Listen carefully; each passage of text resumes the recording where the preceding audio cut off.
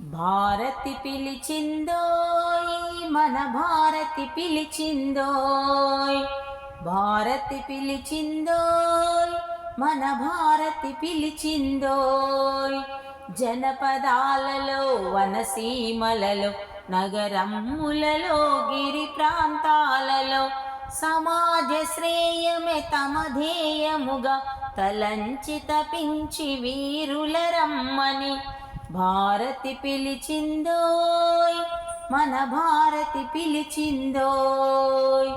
వేల విపత్తుల పెను తుఫానులో జంకక గొంకక వెనుగడుగేయక, వేల విపత్తుల పెను తుఫానులో జంకక గొంకక వెనుగడుగేయక, స్వీయ ప్రేరణతో ధ్యేయ పదమ్మున పయనించడి ప్రియ సుతులను రమ్మని. गलत मत कदम उठाओ, सोच कर चलो, विचार कर चलो, राहों की मुसीबतों को पार कर चलो, विचार कर चलो.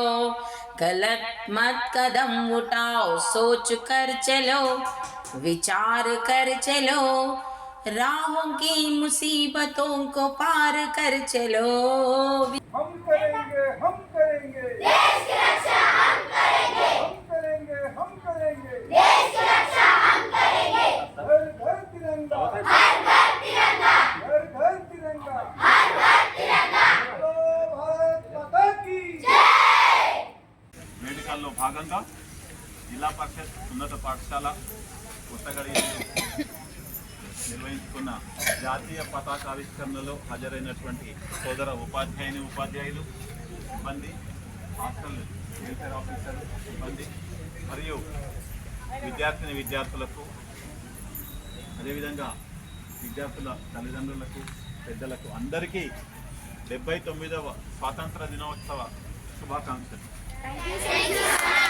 సుమారుగా 200 సంవత్సరాలు బ్రిటిష్ వాళ్ళ పాలనలో మగ్గి, తర్వాత 100 సంవత్సరాలు సుమారుగా స్వతంత్రం కోసం పోరాటం చేస్తే 1857లో మొదలైనటువంటి స్వతంత్ర సంగ్రామం 1857 మే 10వ తేదీన మీరట్లో మంగల్ పాండే అనే సైనికుడు తుపాకీ పేల్చి స్వతంత్ర సంగ్రామాన్ని ప్రారంభించినాడు.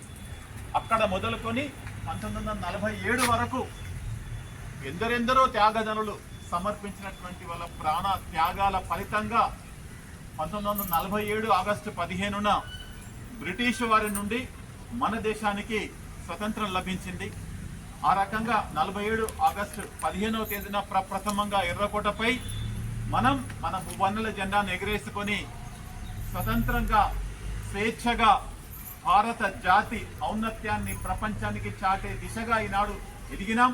ఈ క్రమంలో ఎన్నెన్నో సవాళ్లను ఎదుర్కొని అతి ఉన్నతమైనటువంటి ఉత్తమమైనటువంటి ప్రజాస్వామ్య దేశంగా ఈనాడు ప్రపంచానికి ఆదర్శప్రాయమైన దేశంగా నిలిచింది.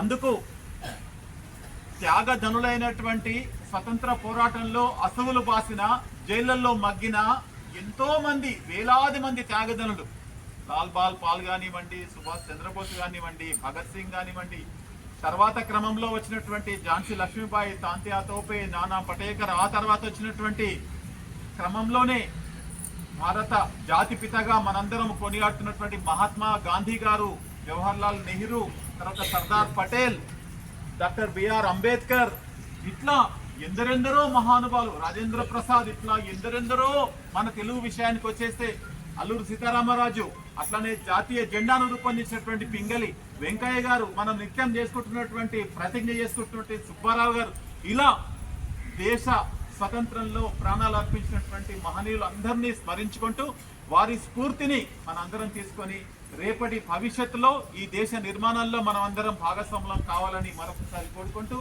సోదర మిత్రులైనటువంటి ఉపాధ్యాయులకు, సిబ్బందికి, హాస్టల్ వార్డను సిబ్బందికి, ప్రియమైన విద్యార్థులకు అందరికీ మరొకసారి 79వ స్వాతంత్ర దినోత్సవ శుభాకాంక్షలు తెలియజేసుకుంటూ, ఈ శుభ సందర్భంలోనే ప్రతి సంవత్సరం మాదిరిగానే ఈ సంవత్సరం కూడా 10వ తరగతిలో ఉత్తమ ఫలితాలు సాధించినటువంటి విద్యార్థులకు స్థానికంగా ఉన్నటువంటి ప్రముఖ వైద్యులైనటువంటి స్వర్గీయ డాక్టర్ అనంత్ రెడ్డి గారిని స్మరించుకుంటూ వారి యొక్క జ్ఞాపకార్థం వారి కుమార్తె డాక్టర్ గిరీష గారు మన పాఠశాలలో బెస్ట్ మార్క్స్ 10th క్లాస్లో సాధించినటువంటి పిల్లలకు ఈ సంవత్సరం మరింతగా పెంచి 25,000 రూపాయలను మనకు నగదు బహుమతిగా విద్యార్థులకు ప్రకటించారు. ఆ నగదును మనం తెలుగు మీడియం, ఇంగ్లీష్ మీడియం 2 మీడియాలు మన దగ్గర ఉన్నాయి. ఇంగ్లీష్ మీడియంలో ఫస్ట్, సెకండ్, థర్డ్కు మొదటి, ద్వితీయ, తృతీయ బహుమతులు, అదేవిధంగా తెలుగు మీడియంలో ప్రథమ, ద్వితీయ బహుమతులు, ఇట్లా 5గురికి ఆ అమౌంట్ను సమానంగా పంచుతూ ప్రథమానికి కొంత, ద్వితీయకు, తృతీయకు, అదేవిధంగా తెలుగు మీడియంలో ఫస్ట్, సెకండ్కి అందజేద్దాం. వచ్చినట్టు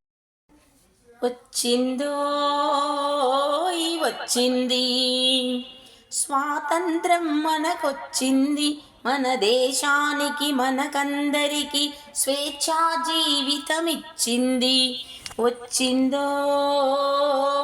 వచ్చింది స్వాతంత్రం మనకొచ్చింది, మన దేశానికి మన